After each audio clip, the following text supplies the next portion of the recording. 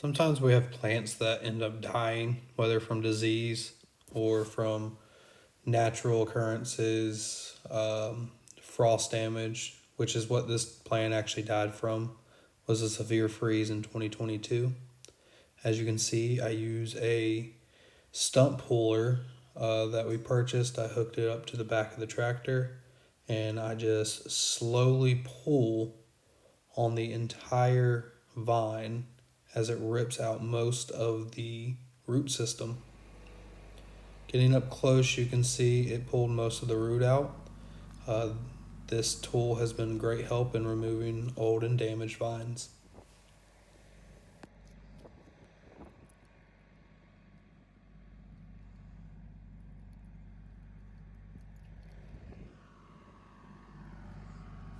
Thanks for tuning in, and we'll see you next time.